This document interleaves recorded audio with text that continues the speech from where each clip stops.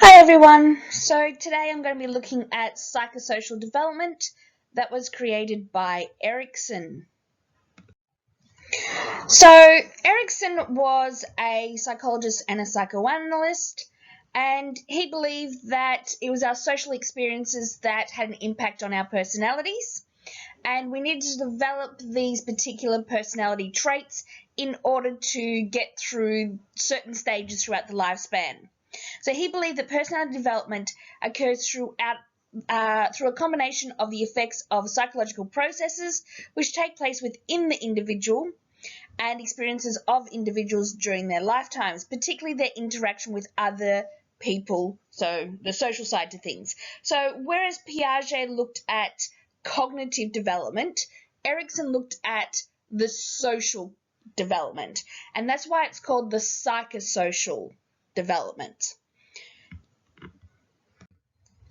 So he proposed that every single person has to go through a psychosocial crisis where there'll be opposing ideas at either end of a spectrum. And he said that there were 8 of these.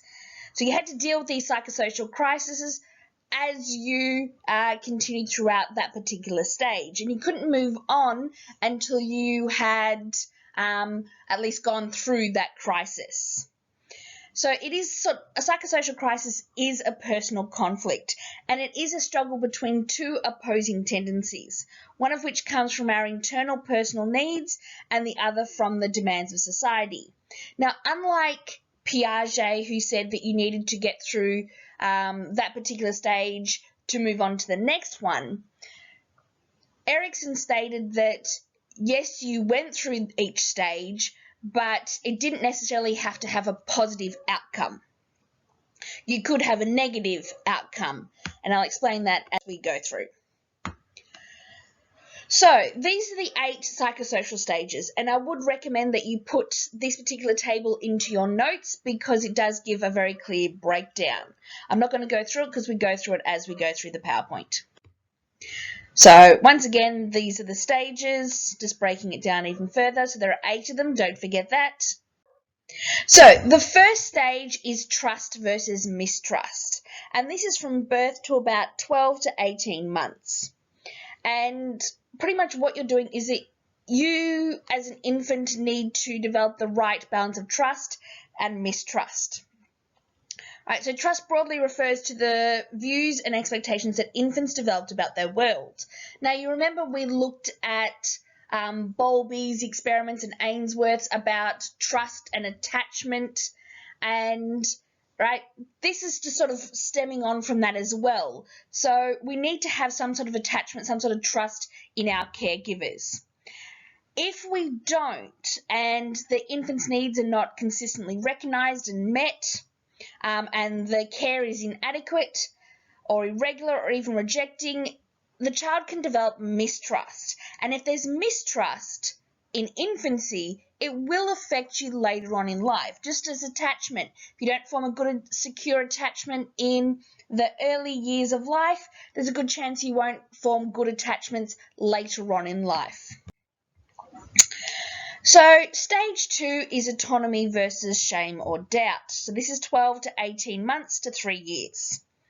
And this is sort of like having your child become more independent, right? They can move around on their own. They don't need your constant supervision, although probably at this age you probably should, right?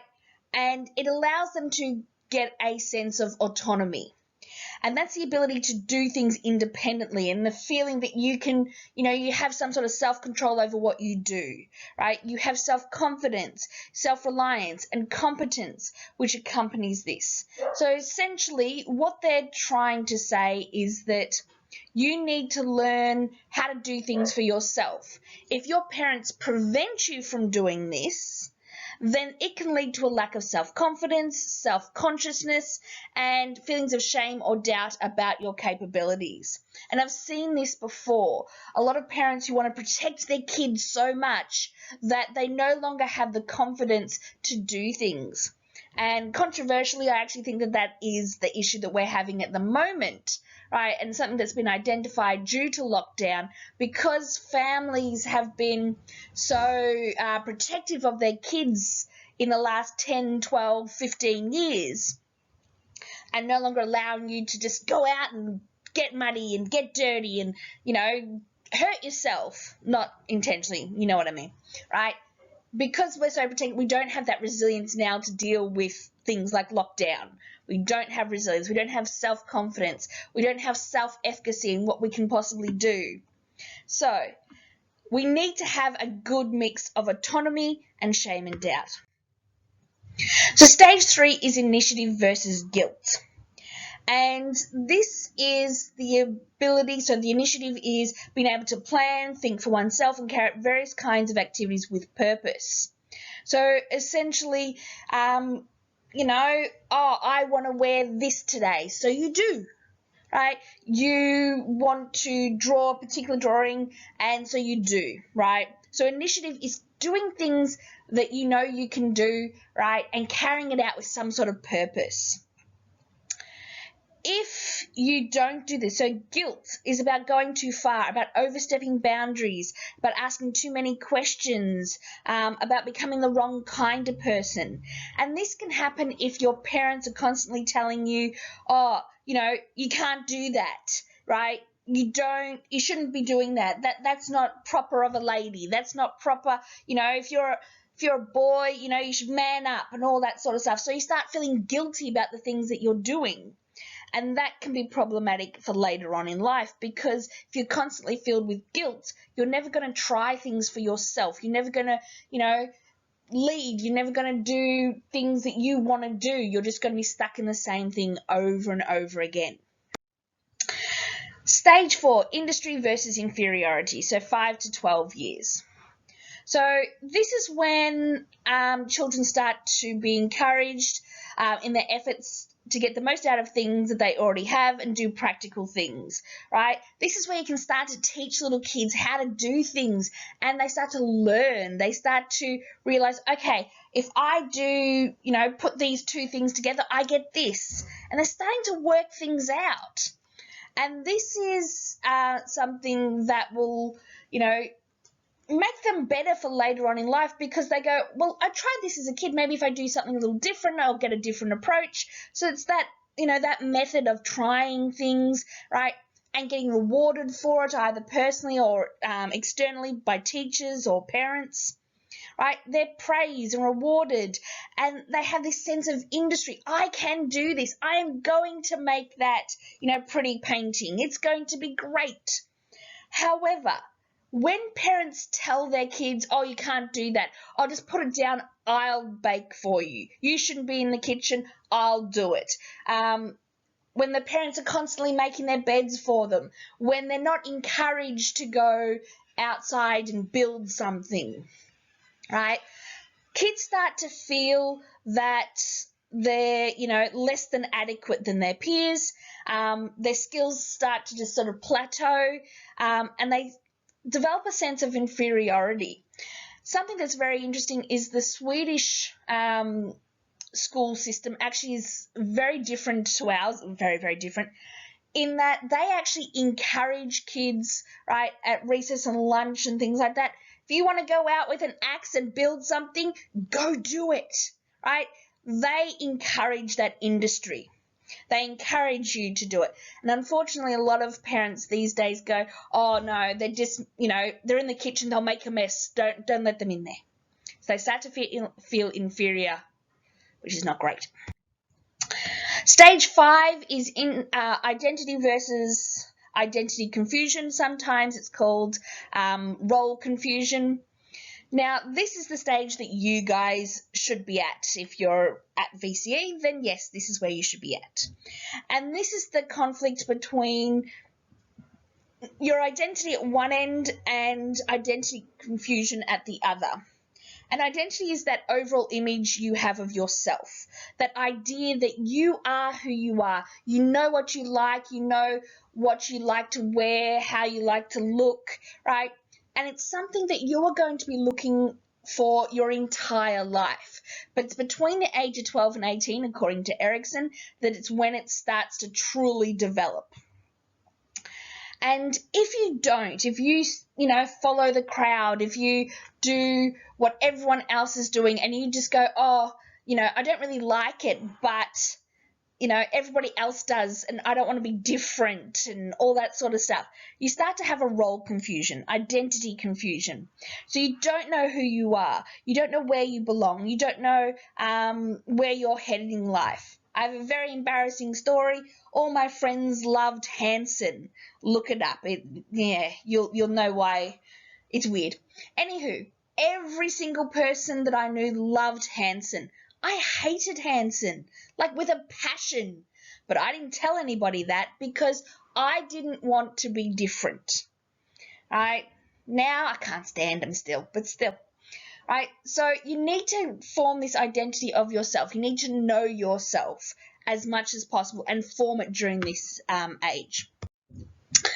Stage 6 is intimacy versus isolation. So this is 18 to 25 years. This is where you start to actually form true intimate relationships. We're not talking about high school love affairs or whatever, although no. Intimacy refers to the ability to share and care about another person without the fear of losing oneself in the process. So you've just developed this role identity. You don't want to get to a point when you're with an intimate partner and you start acting like they want you to act. If they want you to be, the perfect woman or the perfect guy, but you don't like that stuff, then maybe you need to find somebody else. And it's that ability to work out what's good for you and what's not, and what helps you to be a better self, or better self, then that's what has successfully been accomplished. However, if between these years you don't form that intimate relationship, you can't, or you do form an intimate relationship, but you lose yourself in the process, you start changing yourself to suit them, then you start to feel alone, you start to feel isolated because you can't share your life with them or with anyone else. Stage 7 is generativity versus stagnation, 25 to 65 years. This is me. This is in my age range. So essentially, this is all about your concern for the future, right? It's beyond your immediate family. It's with future generations and the nature of society and world in which those generations will live. So you start to care about, yes, your family, but you also start to think, what can I do to make this a better place? Do I install solar panels on my roof? Do I try to improve my house so then that way future generations can look at the pretty garden? Do I volunteer? Do I teach more? Whatever. So generativity is thinking about the future. Think about climate change. We all should be. Stagnation, on the other hand, is this whole idea that you don't care about the outside world. You become bored. You become inactive. And all you're concerned about is yourself and your own comforts. And you're not growing as a person because all you're caring about is yourself. You're not caring about what others might be struggling with.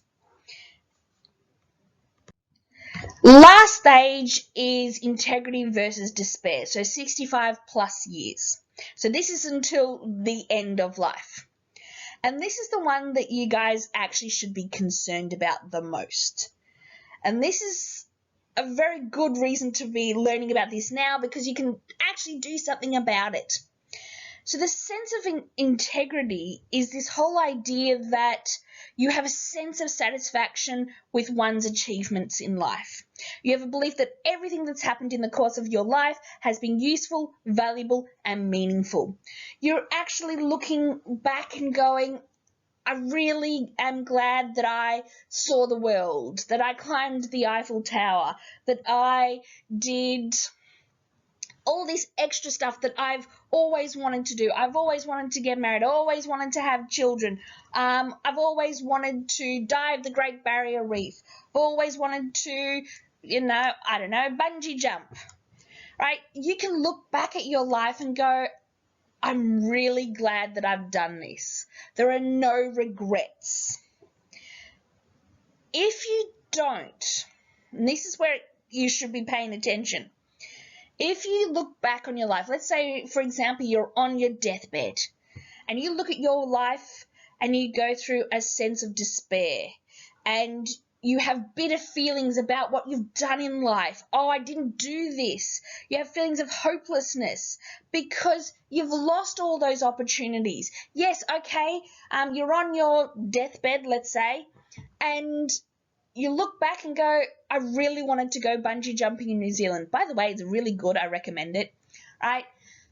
You look back and go, wait, I didn't do that. And because you're so old, sorry people, and you're on your deathbed, you're not going to be able to do it. So you're looking back with regret. Right? You're looking back at your life with mistakes. Because all you've ever made is mistakes. You've been in that job for way too long. You hated that job, and yet you stuck with it because maybe money, right? You have a sense that life has been meaningless and empty. Now, Erikson was very strongly advocating for people to have children because in that way your life wasn't worthless, but we're moving on from that particular idea. So, once again, nice little breakdown for you. However, the first table is probably the best one. And then, yes. And there's some videos there, and hopefully you enjoy.